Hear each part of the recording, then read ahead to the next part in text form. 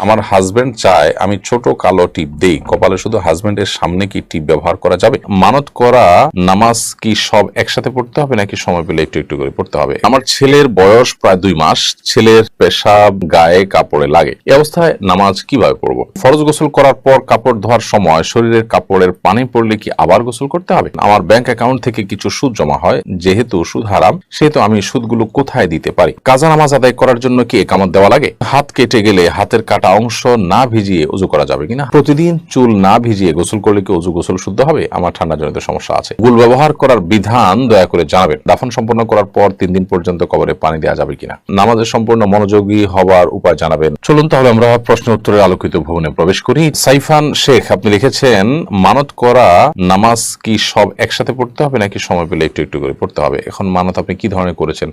এমন কাজটা হলে আমি এত ওয়াক্ত নামাজ পড়বো, এত রাকাত নামাজ পড়বো, এরকম যদি হয়ে থাকে তাহলে সেক্ষেত্রে এত রাকাত আপনি পড়লেই হবে। একসাথে করার নিয়ত আপনি করেন নাই, অতএব আলাদা আলাদা বিভিন্ন সময় সেটা পড়ে দিলেই আদায় হয়ে যাবে। সাবিহা শান্ত আপনি লিখেছেন, আমার ছেলের বয়স প্রায় 2 মাস, ছেলের পেশাব গায়ে কাপড়ে লাগে, এই অবস্থায় নামাজ কিভাবে পড়বো? ছেলের বয়স যদি 2 মাস হয় এবং পেশাব আপনার গায়ে কাপড়ে লাগে, তাহলে যে জায়গায় লাগবে সে জায়গায় আপনি হাত ভিজিয়ে সেটার ছিটা আপনি দিয়ে দিতে পারেন। এটি পবিত্র করার একটা প্রক্রিয়া। যদিও ওই যে জায়গা লেগেছে শুধুমাত্র ওই জায়গাটাকে আলতো করে ধুয়ে ফেললেও পাক হয়ে যাবে। আপনি শরীরে কোথাও লেগেছে ওই জায়গাটাকে পানি দিয়ে আপনি ধুয়ে ফেললেন, তাতেও পবিত্র হয়ে যাবে ইনশাআল্লাহ তাআলা। এইও আমান আপনি লিখেছেন, আমার ব্যাংক অ্যাকাউন্ট থেকে কিছু সুদ জমা হয়, যেহেতু সুদ হারাম সেহেতু আমি সুদগুলো কোথায় দিতে পারি? ব্যাংক অ্যাকাউন্টে যে সুদের টাকা জমা হয়েছে সেই সুদের টাকা আপনি কোনো গরিব দুঃখীকে সওয়াবে নিয়ত করা ছাড়া দান করে দিবেন। এইচএম শরীফুল ইসলাম আপনি লিখেছেন, দাফন সম্পন্ন করার পর 3 দিন পর্যন্ত কবরে পানি দেওয়া যাবে কিনা? কোনো অসুবিধা না, পানি লাগলে দিবেন। কবরের উপরে ঘাস আছে, অন্য কিছু আছে, এগুলো পানি লাগলে দিবেন, অথবা মাটি আছে, শুকনো মাটি, সেগুলো যাতে কামড়ে থাকে সেজন্য আপনি পানি দিতে পারেন, কোনো অসুবিধা নেই। পানি দিতেই হবে এমন কোনো কথাও নেই, আবার দেয়া যাবে না এমন কোনো বিষয় নেই। আলিয়া সিদ্দিকা আপনি লিখেছেন, প্রতিদিন চুল না ভিজিয়ে গোসল করলে কি ওযু গোসল শুদ্ধ হবে? আমার ঠান্ডা জনিত সমস্যা আছে। প্রতিদিন গোসল করা তো ফরজ না। আপনার ফরজ গোসল যেদিন হবে সেদিন আপনাকে চুল ভেজাতে হবে, প্রয়োজনে গরম পানি দিয়ে আপনি গোসল করবেন এবং দ্রুততার সাথে শুকানোর চেষ্টা করবেন। আর যদি নর্মাল গোসল হয়, সাধারণ প্রতিদিনের যে গোসল সেটা যদি হয়, বা শুক্রবারের সুন্নত গোসল হয়, তাহলে সেক্ষেত্রে আপনার চুল ভেজাতে অসুবিধা হলে আপনি চুল না ভিজালেন, গোসল করে ফেলেন, গোসল তো হবেই, কোনো সমস্যা নেই। আর ওযুর জন্য তো আর চুল ভেজানো জরুরি না, মুখ ধৌত করলেন এবং মাথার উপরে ভিজা হাত শুধু বুলিয়ে নিলেন, তাতেই তো হয়ে যাবে, মাসে করলে হয়ে যাবে। এরপর তামান্না ইসলাম আপনি লিখেছেন, গুল ব্যবহার করার বিধান দয়া করে জানাবেন। গুল ব্যবহার করা অবশ্যই গুনাহের কাজ, অবশ্যই জায়েজ নয়। তামাক সেটা আপনি মুখে দিচ্ছেন, এটা এক প্রকারের নেশা এবং মানুষের জন্য ক্ষতিকর। নানা কারণে ইসলামের দৃষ্টিকোণ থেকে এটি ব্যবহার করা জায়েজ নয়। এই বদভ্যাস আমাদের ত্যাগ করা উচিত। এমডি হেলাল আহমদ লিখেছেন, কাজা নামাজ আদায় করার জন্য কি একামত দেওয়া লাগে? কাজা নামাজ যদি আপনি কয়েকজন মিলে আদায় করেন তাহলে সেক্ষেত্রে অবশ্যই একামত দিয়ে জামাতের সাথে আদায় করবেন। নবী করিম সাল্লাল্লাহু আলাইহি ওয়াসাল্লামের জীবনে একবার ফজর নামাজ কাজা হয়েছিল সফরে, সবাই ঘুমিয়ে পড়েছিলেন, ওই একবারই কাজা হওয়ার ঘটনা আমরা জানি তার নামাজ, এবং সেটি তিনি আদায় করার সময় আজান একামত দিয়ে যথারীতি সবাইকে নিয়ে জামাতে নামাজ আদায় করেছেন। আর যদি একাকী হয় তাহলে সেক্ষেত্রে আপনি আপনার মতো আদায় করবেন। শায়লা নাহার আপনি লিখেছেন, মহিলার কি মিডিয়াম শব্দ করে কোরআন তেলাওয়াত করতে পারবে? তাতে কি পাপ হবে? যদি গায়রে মাহরাম কারোর কানে আওয়াজ যাওয়ার আশঙ্কা না থাকে, আপনি আপনার বাসায় আছেন, কক্ষে আছেন, আপনি উচ্চস্বরে তেলাওয়াত করতে পারেন, কোনো অসুবিধা নেই। আপনার আওয়াজটা গায়রে মাহরামের কানে না পৌঁছালেই হলো, আপনি উচ্চস্বরে তেলাওয়াত করতে কোনো এই দৃষ্টিকোণ থেকে বিধিনিষেধ নেই। সায়রা মাহবুব আপনি লিখেছেন, কেউ কেউ বলেন নবীজি নাকি রাত দুধ পান করেননি, আর রাতে নাকি দুধ পান করা যাবে না, এই কথাটা কি সঠিক? না, কোরআন হাদিসে এরকম কোনো কথা আছে বলে আমার জানা নাই যে রাতে দুধ পান করা যাবে না, দিনে পান করতে হবে। দুধ হালাল জিনিস, রাতে দিনে যে কোনো সময় আপনি পান করতে পারেন। এর জন্য স্বাস্থ্যগত কোনো বিশেষ নির্দেশনা থাকে, এটা ভিন্ন বিষয়। অভিজ্ঞতার আলোকে বা বৈজ্ঞানিক গবেষণা যদি কোনো এর অপকারের দিক প্রমাণ থাকে তাহলে সেটা ভিন্ন বিষয়, তা সেটা আপনি আমলে নিতে পারেন। বাট কোরআন হাদিসের আলোকের কোনো কথা বলা হয়নি যে রাতে দুধ পান করা যাবে না। নবী সাল্লাল্লাহু আলাইহি ওয়াসাল্লাম রাতে করেননি, দিনে করেছেন, রাতে করতে নিষেধ করেছেন, এরকম কোনো কথা নেই। আব্দুল কাইয়ুম আপনি লিখেছেন, নামাজে মন অন্যদিকে চলে গেলে করণীয় কি? নামাজে মন অন্যদিকে চলে গেলে যখনই আপনি টের পেয়েছেন সাথে সাথে মনটাকে ফিরিয়ে আনবেন এবং নামাজের রোকনগুলোকে, রুকু, সিজদা, দাঁড়ানো, বৈঠক, এগুলোকে যত দীর্ঘ করবেন, যত সময় নিয়ে করবেন, তত ইনশাআল্লাহ নামাজের ভিতরে মনোযোগ ধরে রাখা আপনার জন্য সহজ হবে। রিবা আক্তার আয়েশা আপনি লিখেছেন, বিয়েতে দেখা যায় ছেলেকে মেয়ে পক্ষ থেকে স্বর্ণের আংটি দিয়ে থাকে, যেহেতু ছেলেদের স্বর্ণ পরিধান করা নিষিদ্ধ, তাই বিয়েতে ছেলেকে স্বর্ণ দেওয়ার এই প্রচলনটা কতটুকু সঠিক? স্বর্ণর আংটি দেয়া মানে সে পড়বে এমন না, স্বর্ণের আংটি সে বিক্রি করে টাকা নিতে পারে, তার স্ত্রীকে, তার মাকে, বোনকে, অন্য কাউকে দিতে পারে, সে অপশনটা যেহেতু খোলা আছে সেই হিসাবে দেওয়া যায়। আর যদি মনে হয় যে ছেলের ভিতরে সে হিতাহিত জ্ঞান নাই, বরং আংটি দিলে সে নিজেই পড়তে পারে, তাহলে সেক্ষেত্রে এরকম জায়গায় আংটি দেওয়া উচিত না। সেখানে এই উপহার দেওয়া থেকে বিরত থাকতে হবে।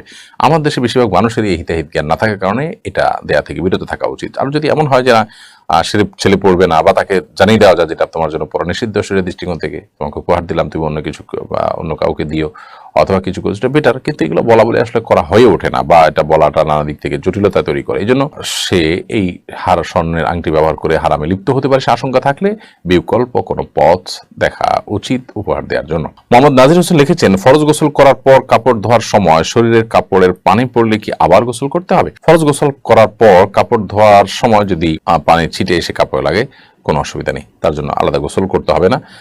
যদি নাপাক কাপড় এবং নাপাক কাপড়ের নাপাকির অংশ এসে লাগে তাহলে শুধুমাত্র পায়ের অংশ ধুয়ে ফেললেই চলবে যদি ওখানে লাগে।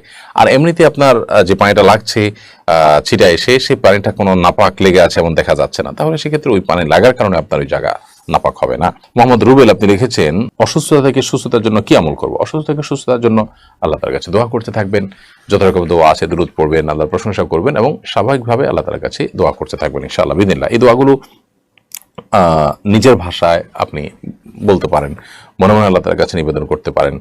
তবে দুরূদ, ইস্তেগফার, দোয়া ইউনুস এই আমলগুলো করে করে আল্লাহ তাআলার কাছে দোয়া করাটা দোয়া কবুলের ক্ষেত্রে অনেক বেশি সহায়ক ভূমিকা রাখে। এরপরে রুহুল আমিন লিখেছেন, সুন্নাত নামাজের তৃতীয় রাকাত ও চতুর্থ রাকাতে সূরা ফাতিহার সাথে অন্য কোনো সূরা মিলাতে হবে কিনা? সুন্নাত নামাজের তৃতীয় এবং চতুর্থ রাকাতে সূরা ফাতিহার সাথে অন্য কোনো সূরা মিলাবেন কিনা, ফুকাহাদের মধ্যে একাধিক মত আছে এই বিষয়ে। তবে আপনার 4 রাকাত বিশিষ্ট যে সমস্ত সুন্নাত নামাজগুলো আছে সেগুলো অনেক ফুকাহাদের মধ্যে 2 রাকাত করে পড়া উচিত। 4 রাকাত একসাথে পড়েন তাহলে সূরা ফাতিহার সাথে অনেক ফুকাহাদের মতেই আপনি অন্য সূরা মিলাবেন।